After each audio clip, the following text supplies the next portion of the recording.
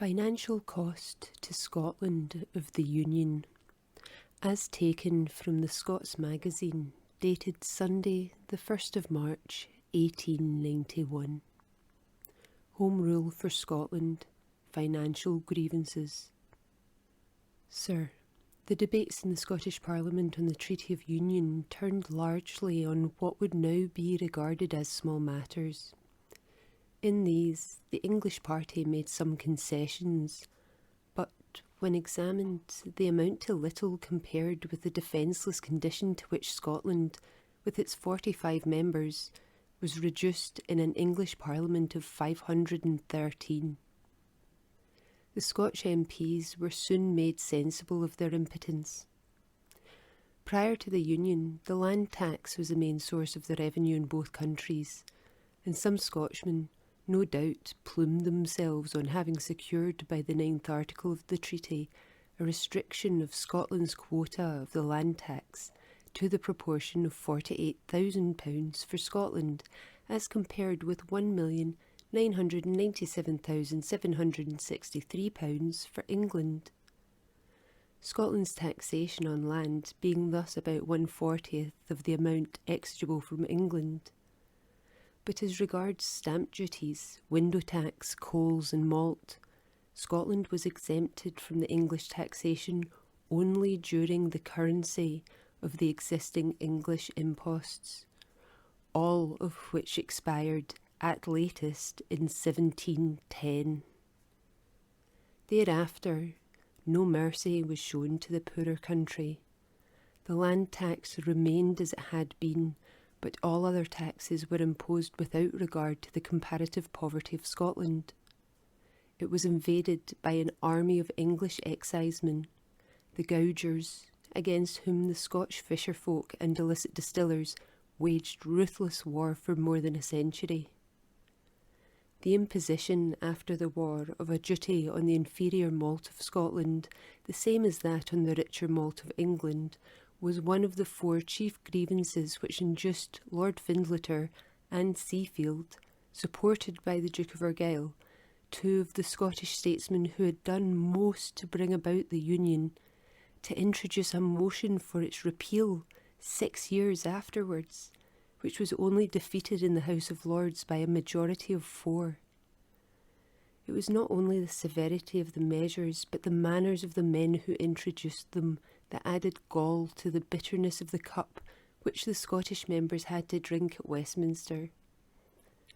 Most of them had supported the Union to gratify their own ambition or avarice, but the English statesmen, by whom they had been suborned, showed little consideration for their tools.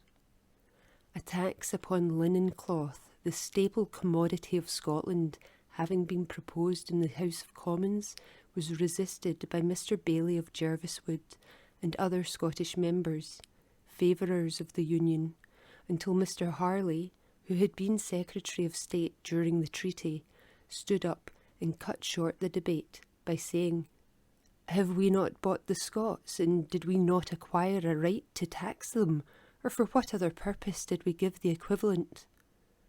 Lockhart of Carnwath arose in reply, and said he was glad to hear it plainly acknowledged that the Union had been a matter of bargain, and that Scotland had been bought and sold on that memorable occasion. But he was surprised to hear so great a manager in the traffic name the equivalent as the price, since, the revenue of Scotland itself being burdened in relief of that sum, no price had in fact paid but what must ultimately be discharged by Scotland from her own funds.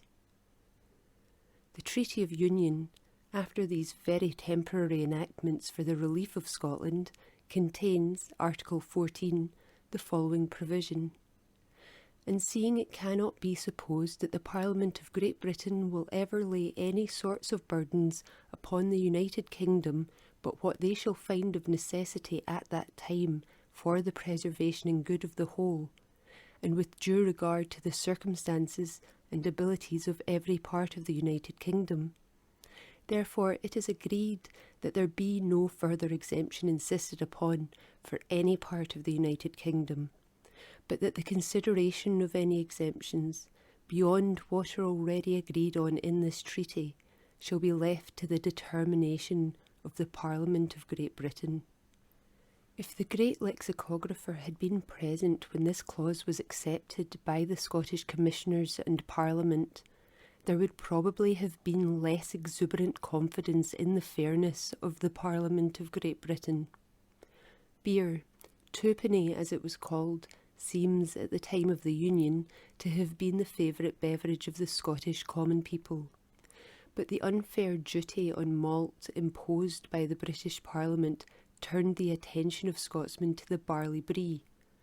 Breweries decreased and distilleries increased until, at the time of the Crimean War, whisky had become the national drink of Scotland. The duty on malt and spirits had, up to this time, been so differentiated in England and Scotland as to secure a practical equality between the two countries. The war, requiring an additional revenue, the first increase of duty in 1854, was imposed on malt and spirits in similar proportions. Next year, 1855, the beer-swilling Englishmen began to grumble, and from that date, the additional duties required were imposed on spirits alone. The additional duty which had been imposed on malt being struck off when the war ended. And thus it could be said in 1878 that if the production of the 58,543,252 quarters of malt consumed in England, Scotland and Ireland in making porter, ale and beer were charged at the same rate as whisky, it would yield to the revenue upwards of £44 million instead of £8 million. Why, it was asked by Mr. Orr Ewing in the House of Commons on the 11th of April 1878, should this be? Why should spirits or alcohol in the form of ale, porter or beer pay only 1/6 of the duty that it would have done for the same amount of alcohol in the form of whisky? It is said that beer is less injurious to the morality of the people, but I deny this, and I assert that any man who drinks malt liquor to excess would suffer more than the man who drank whisky to excess, and I think all will admit that there are no more industrious, powerful and law-abiding people than the Scotch. In 1885, Mr. Childers, then Chancellor of the Exchequer, proposed to increase the tax against the Scotch and Irish by imposing an additional duty of 1 shilling per gallon on spirits, leaving the beer of England untouched. He of course hoped to carry his budget by the overwhelming English vote, but, fortunately, the Scotch and Irish members on that occasion stood together and the Liberal government was turned out. That the unfairness previously was gross enough is evident from the following figures taken from The Economist of the 2nd of May 1885. Taking the official estimates of the 3 divisions, we have the following, which shows the revenue per head which each contributes by its consumption of spirituous liquors. The population of England in 1884 was 27,132,500. The revenue from beer and spirits being £14,141,525, the revenue per head of population being 10 shillings 5p. The population of Scotland in 1884 was 3,866,500, the revenue from beer and spirits being £4,516,046, the revenue per head of population being £1 3 shillings 4p. The population of Ireland in 1884 was 4,952,900, the revenue from beer and spirits being £4,336,963, the revenue per head of population being 17 shillings 6p. Here then we find that while England pays 10 shillings 5p per head, Scotland pays 23 shillings 4p and Ireland 17 shillings 6p per head. The chief reason, of course, being that spirits, which are the common drink of the Scotchman and the Irishman, are taxed at a far higher rate than the beer, which is the common drink of the Englishman. Even Mr. Goshen shows the same unfairness towards the weaker countries, for he contrived last year to impose an additional duty of 6p per gallon on spirits, while leaving the Englishman's beer untouched. A parliamentary committee is now engaged upon an inquiry into the relative taxation of the three kingdoms, and their report will, it is hoped, furnish figures which are not at present to be easily extracted from the blue books. Perhaps the most complete statement of Scotland's financial position is to be found in a very able and moderate paper contributed by a well-known financier, who has, however, preserved his incognito, to the Scottish Review of October 1887, under the title of The Union of 1707 Viewed Financially. We prefer, he says, to take the Union at the highest value which its most enthusiastic admirers can possibly place upon it, and to regard it as a measure of the utmost advantage both to Scotland and to England, but while doing so, we shall show what many Scotchmen little dream of, that a price is being annually paid by the former country to the latter for the boon, a price partly paid in hard cash, the amount of which it is possible with more or less certainty to approximate, but partly also in disabilities and deprivations which have followed as direct consequences of the Union, and which have entailed and continue annually to entail upon Scotland a vast pecuniary loss which marks but cannot measure certain lamentable social evils from which Scotland suffers. I can give but a brief summary of the figures in which the annual losses suffered by Scotland are clearly brought out. 1. Scotland contributes a disproportionately large share of revenue to the imperial exchequer. According to the census of 1881, Scotland's population is 10.6% of that of the whole United Kingdom, while the gross revenue of the whole, according to the return for 1884-5, was the imperial taxation was £73,908,000 for 100% of the population, meaning a taxation per head of £2, 1 shilling, 1 pence. England and Wales, Isle of Man and small dependencies have an imperial taxation of £53,327,000 for 74.8% of the population, meaning £2, 2 shillings, 3 pence taxation per head. Ireland has an imperial taxation of £7,755,000 for 14.6% of the population, meaning £1, 11 shillings and 3 pence of taxation per head. Scotland has an imperial taxation of £8,826,000 for 10.6% of the population, meaning a taxation per head of £2, 5 shillings and 8 pence. Ireland, according to her population in 1881, ought to contribute 14.6% of the gross revenue of the United Kingdom, but only gave 10.5%.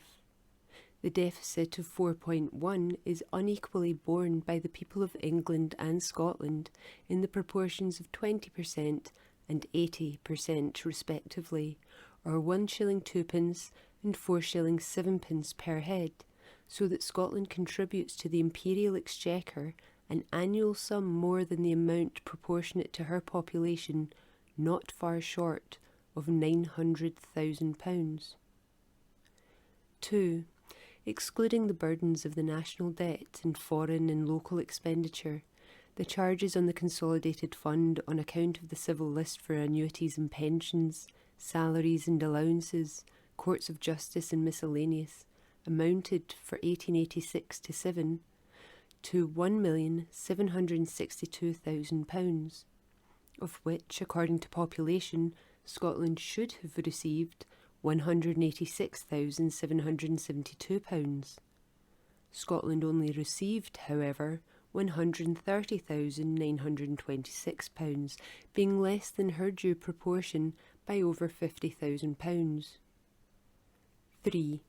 The Army and Navy charges in the budget for 1886-7 amounted to £31,226,000, of which the proportion of charges for the Army in the United Kingdom of 93,758 officers and men, with 294 field guns, amounted to about £8,319,000.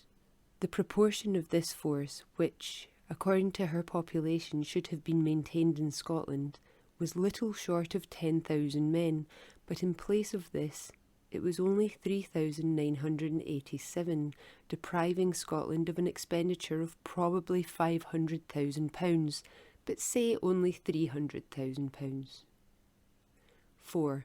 As regards the Navy, it is well known that the great bulk of the expenditure upon dockyards, naval and victualling yards, and the provisions for the material and armament of the fleet goes to the more favoured portion of the island, an extremely low estimate of what Scotland ought to, but does not receive, being £200,000. 5. The expenditure upon the civil services amounted to the enormous sum of £17,363,827, of which, according to population, Scotland should have received £1,840,598. The following were the sums allocated to Scottish purposes. For public works and buildings, £109,005.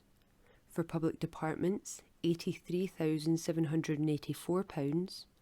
For law and justice, £489,852. For education, science and art, £551,688. For non-effective and charitable services, £103,571. And for miscellaneous, £2,403.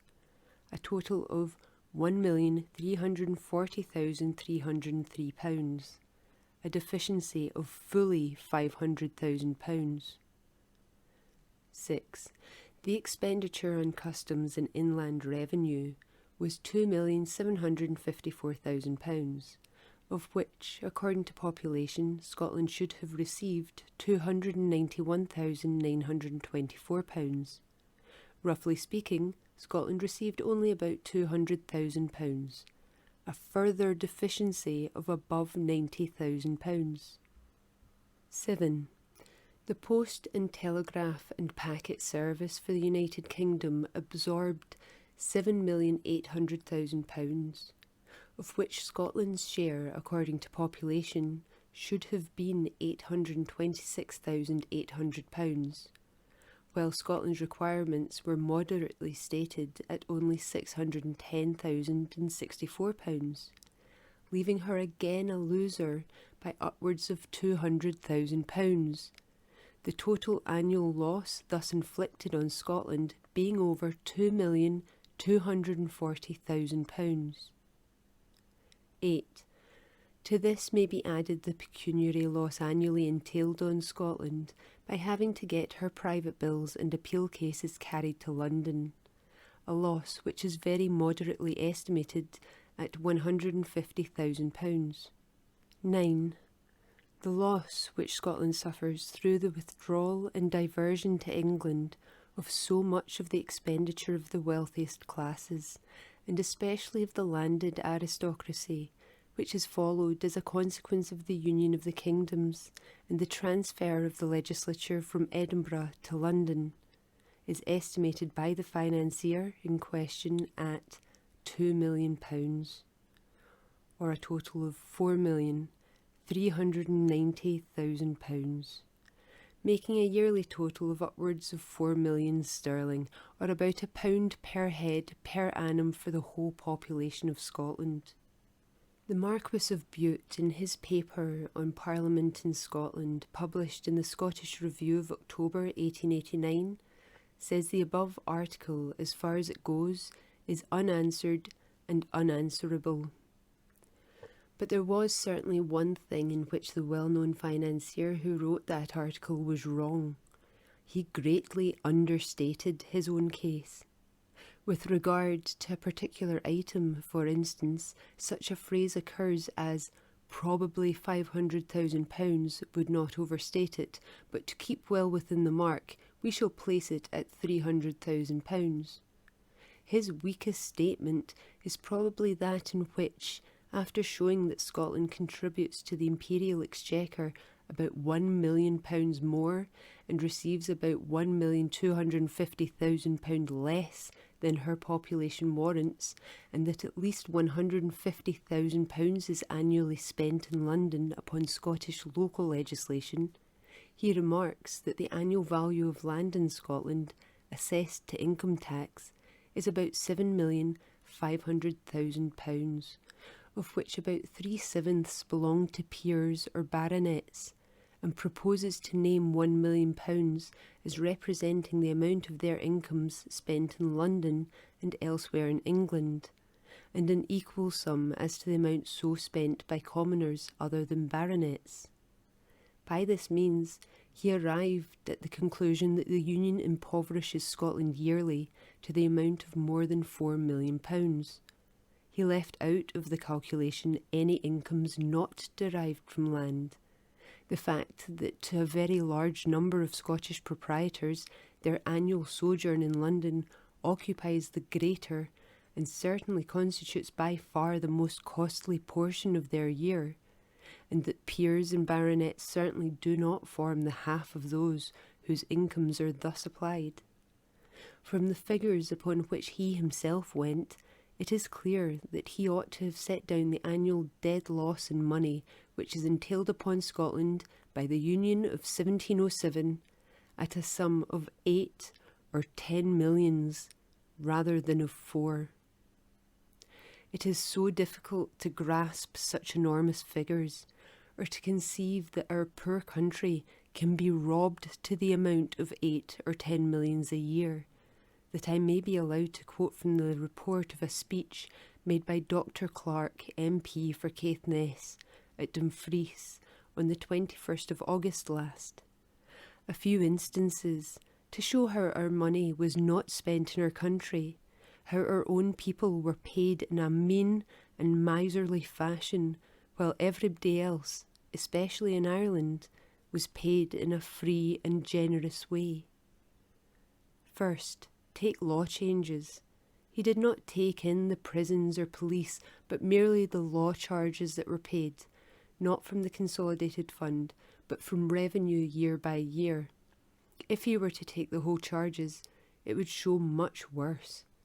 They voted this year £860,000 for law charges in England, £527,000 for Ireland, and £122,000 for Scotland. Well, they knew the proportion. We had about 4 millions of a population against the Irish 4 3/4, but the law charges of Ireland were 4 times the amount of those for Scotland, although the difference in population was very little. And they had also an Irish constabulary, which was merely an army in disguise, for which we pay £1.5 million. Local government in England cost the imperial exchequer £464,747, in Ireland £132,600, in Scotland only £9,500. The cost of local government in Ireland was 15 times greater per head than in Scotland, so that we were spending for that purpose £1 in Scotland for £15 in Ireland. Turning to the medical and scientific branch of local government, he found that they paid for medical superintendents in England £17,755, in Ireland £5,800, in Scotland £500. In fact, the only sum for medical superintendents in Scotland voted by the imperial government was £200 for Dr. Littlejohn, medical advisor of the Board of Supervision, and £300 to Dr. Husband, who takes charge of the vaccination department, while in Ireland you had got one man with £1,200 a year and several men with £600 a year to assist him. The result of this niggardly policy was that the Public Health Act had never been put in force in Scotland.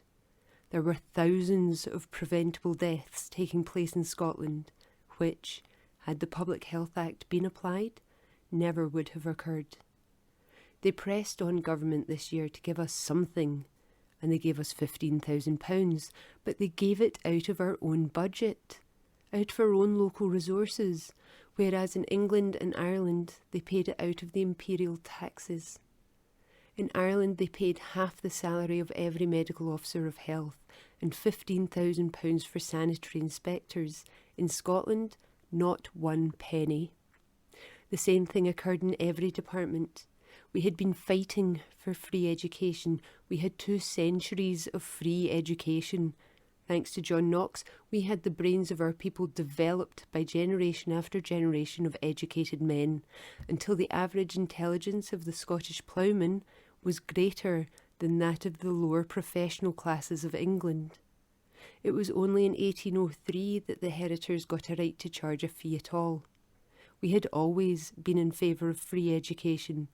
In the fight for life, or rather for position in life, education and technical education was what determined a man's success or want of success. They had in England a Royal School of Science, and we voted every year for that school £16,000 for salaries and about £3,500 for scholarships and bursaries. We voted for the Geological Museum £20,573. Not a penny came to Scotland for such purposes. In Ireland they had a Royal College of Science in Dublin, to which they voted £7,000 a year, of which £800 was payable in scholarships. He had tried time and time to get a grant for the Watt Institution in Edinburgh and the West of Scotland Technical Institution in Glasgow, and it had always been refused. The government brought forward a vote of £15,000 for English and Scotch colleges, and how much of that vote did they think Scotland got? Not a single penny. When they rushed through the estimates at the end of the session, the only thing he could say was, "Well, I'm not going to discuss this, but I should advise the Chancellor of the Exchequer, for accuracy, to strike out Scotland altogether, for it is obtaining money under false pretences." Last year the excuse was that no Scotch school had applied. They sent down information to the colleges at Liverpool, Leeds, Manchester and other places, and they got some £3,000 apiece from this £15,000. This year the Scotch had applied, but no Scotch need apply, for they had not got a penny. Scotchmen were thus, he pointed out, unfairly handicapped, when their rivals in engineering and other branches of industry were educated at the public cost, and they were refused the same privilege. He thought they might be able to obtain a grant now out of the whisky duty. After 2 days' wrangle, when 4/5 of the entire Scotch members pressed the wishes of Scotland on the government refused. But the Scotch members renewed their demand on the report stage after a portion of the English money had been granted optionally to county councils to be spent in technical education, and they granted it. He had not seen the bill as it stood, for it was hurried through, no man knowing very well what was being done, but knowing that the government was conceding something. He could go through a long list, pointing out things that in Scotland were defrayed out of local rates, and in Ireland and in England either wholly or in part from imperial taxation. In England, part of the cost of registration of births, deaths and marriages was paid from the imperial exchequer. Here it was paid entirely from local rates. The same thing occurred with the inspection of certain schools and vagrant institutions, and the expenses of auditors of local boards were defrayed by imperial grant in England, and in Scotland from our own pockets. Looking at it from every standpoint, we were treated financially with a meanness a niggardliness that was disgraceful to a country like England. It may occur to one reading this extract from Dr. Clarke's speech to ask how it happens that England, so niggardly towards Scotland, is so lavish towards Ireland, which draws from imperial revenue 5 times the amount allowed to Scotland, though it contributes much less. I can only account for it by contrasting the importunate and determined ways in which the Irish MPs insist on justice to Ireland, with the half-hearted and perfunctory manner in which the representatives of Scotland attend to their duties. If Scotland had a dozen members like Dr. Clarke, the position of our country would be very different. Unfortunately, the want of home rule deprives Scotland of the services of Scotsmen, who, if they could only go to London, might be trusted to stand up for their country. The criminal ignorance or insensate folly which possesses the so-called Scottish Unionist, acquiescent under such injustice to Scotland, could only be excused if he were able to answer in the negative the question of the laureate. Are there no beggars at your gate, nor any poor about your lands? Enough under the head of financial grievances has probably been said to show how well informed the Reverend Dr. Begg was in 1871, when in a magazine article he wrote as follows: "In a word, it may be said that the state of the matter is nearly this. Ireland receives all benefits and few burdens. Scotland, all burdens and few benefits. England, burdens and benefits alike. These things it may be convenient for Mr. Gladstone to forget, but the more intelligent people of Scotland have marked them, and now that they have more political power than they have ever possessed since the days of John Knox, they will deserve to be trampled upon if they submit any longer, tamely, to unworthy treatment. I am, etc. Harry Gow."